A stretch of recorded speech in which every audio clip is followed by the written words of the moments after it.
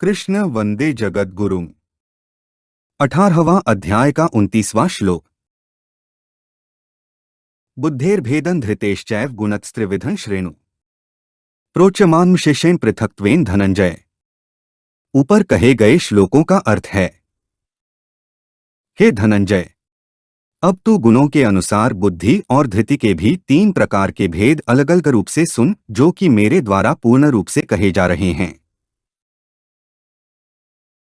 इसी अध्याय के 18वें श्लोक में कर्म संग्रह के 3 हेतु बताए गए हैं, करण, कर्म और कर्ता। इनमें से कर्म करने के जो इंद्रियां आदि करण हैं, उनके सात्विक, राजस और तामस ये 3 भेद नहीं होते। उन इंद्रियों में बुद्धि की ही प्रधानता रहती है और सभी इंद्रियां बुद्धि के अनुसार ही काम करती हैं।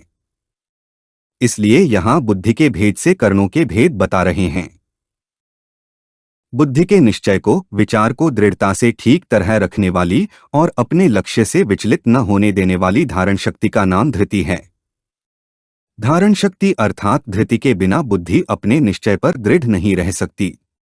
इसलिए बुद्धि के साथ ही साथ धृति के भी 3 भेद बताने आवश्यक हो गए। मनुष्य जो कुछ भी करता है बुद्धिपूर्वक ही करता है, अर्थात ठीक सोच समझकर ही किसी कार्य में प्रवृत्त होता है। उस कार्य में प्रवृत्त होने पर भी उसको धैर्य की बड़ी भारी आवश्यकता होती है। उसकी बुद्धि में विचार शक्ति तेज है और उसे धारण करने वाली शक्ति धृति श्रेष्ठ है, तो उसकी बुद्धि अपने निश्चित किए हुए लक्ष्य से विचलित नहीं होती। जब बुद्धि अपने लक्ष्य पर दृढ़ रहती है, तब मनुष्य का कार्य सिद्ध हो जाता है। अभी साधकों के लिए कर्म प्रेरक और कर्म संग्रह का जो प्रकरण चला है, उसमें ज्ञान, कर्म और कर्ता की ही खास आवश्यकता है। ऐसे ही साधक अपनी साधना में दृढ़तापूर्वक लगा रहे, इसके लिए बुद्धि और धृति के भेद को जानने की विशेष आवश्यकता है, क्योंकि उनके भेद को ठीक जानकर ही वह संसार से ऊंचा उठ सकता है। किस प्रकार की बुद्धि और धृति को धारण करके साधक संसार से ऊंचा उठ सकता है और किस प्रकार की बुद्धि और धृति के रहने से उसे ऊंचा उठने में बाधा लग सकती है, यह जानना साधक के लिए बहुत जरूरी है। इसलिए भगवान ने उन दोनों के भेद बताए हैं। भेद बताने में भगवान का भाव यह है कि सात्विकी बुद्धि और धृति से ही साधक ऊंचा उठ सकता है, राजसी तामसी बुद्धि और धृति से नहीं। धनंजय का अर्थ है, जब पांडवों ने राजसूय यज्ञ किया था, तब अर्जुन अनेक राजाओं को जीतकर बहुत सा धन लेकर आए थे। इसी से उनका नाम धनंजय पड़ा था।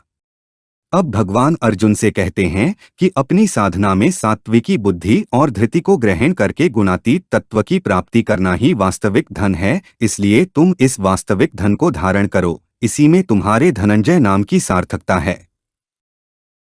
बुद्धेर्भेदं धृतेश्चैव गुणत्रस्त्रिविधं श्रेणु का अर्थ है, भगवान कहते हैं कि बुद्धि भी एक है और धृति भी एक है, परंतु गुणों की प्रधानता से उस बुद्धि और धृति के भी सात्विक, राजस और तामस ये 3 भेद हो जाते हैं।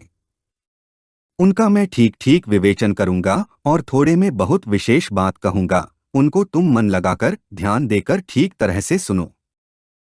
धृति श्रोत्रादि कर्णों में नहीं आई है, इसलिए भगवान चैव पद का प्रयोग करके कह रहे हैं कि जैसे बुद्धि के 3 भेद बताऊंगा, ऐसे ही धृति के भी 3 भेद बताऊंगा। साधारण दृष्टि से देखने पर तो धृति भी बुद्धि का ही एक गुण दिखती है। बुद्धि का एक गुण होते हुए भी धृति बुद्धि से अलग और विलक्षण है, क्योंकि धृति स्वयं अर्थात कर्ता में रहती है। उस धृति के कारण ही मनुष्य बुद्धि का ठीक ठीक उपयोग कर सकता है।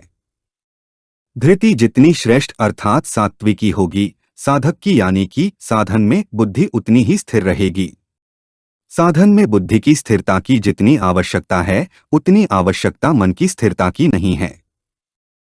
हाँ, एक अंश में अणिमा आदि सिद्धियों की प्राप्ति में मन की स्थिरता की आवश्यकता है, परंतु पारमार्थिक उन्नति में तो बुद्धि के अपने उद्देश्य पर स्थिर रहने की ही ज्यादा आवश्यकता है। साधक की बुद्धि भी सात्विकी हो और धृति भी सात्विकी हो, तभी साधक अपने साधन में दृढ़ता से लगा रहेगा। इसलिए इन दोनों के ही भेद जानने की आवश्यकता है। पृथक्त्वेन का अर्थ है, उनके भेद अलग अलग ठीक तरह से कहूंगा, अर्थात बुद्धि और धृति के विषय में भी क्या क्या भेद होते हैं उनको भी कहूंगा। प्रोचमान्मशेषण का अर्थ है भगवान कहते हैं कि बुद्धि और धृति के विषय में जानने की जो आवश्यक बातें हैं उन सबको मैं पूरा पूरा कहूंगा, जिसके बाद फिर जानना बाकी नहीं रहेगा।